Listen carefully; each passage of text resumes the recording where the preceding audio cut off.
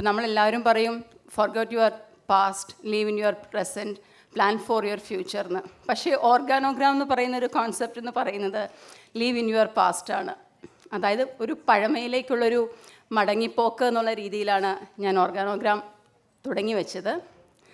പണ്ട് നമ്മൾ ഉപയോഗിച്ചിരുന്ന മനോഹരമായ ഒരു എന്താ പറയുന്നത്, മൺപാത്രങ്ങളും ഇരുമ്പ് പാത്രങ്ങളും കൽച്ചട്ടികളും അതൊക്കെ വീണ്ടും നമ്മുടെ അടുക്കളയിലേക്ക് കൊണ്ടുവരിക എന്നൊരു ഉദ്ദേശത്തോടു കൂടിയാണ് ഓർഗാനോഗ്രാം സ്റ്റാർട്ട് ചെയ്യുന്നത് ഞങ്ങൾ. അപ്പം തുടക്കത്തിൽ ഏതൊരു സംരംഭത്തെയും പോലെ തന്നെ ധാരാളം വെല്ലുവിളികൾ നേരിട്ടിട്ടുണ്ട്.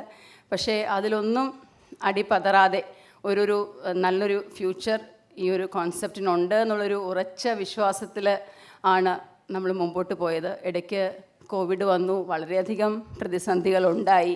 പക്ഷെ അതിലൊന്നും തളർന്നില്ല. തുടക്കത്തിലൊരു 100 സ്ക്വയർ ഫീറ്റ് ആയിരുന്ന ആ ഒരു ഓർഗാനോഗ്രാമിനെ ഇന്നൊരു ഏകദേശം ഒരു 1500-2000 സ്ക്വയർ ഫീറ്റ് വരുന്ന ഒരു സ്ഥാപനത്തിലേക്ക് വളർത്തിയെടുക്കാനായിട്ട് സാധിച്ചു. കഴിഞ്ഞ ഒരു 5 വർഷമായി ഒരു കുഞ്ഞിനെ വളർത്തിയെടുക്കുന്നത് പോലെ. ഇപ്പോൾ എൻ്റെ മോന് 6 വയസ്സുണ്ട്.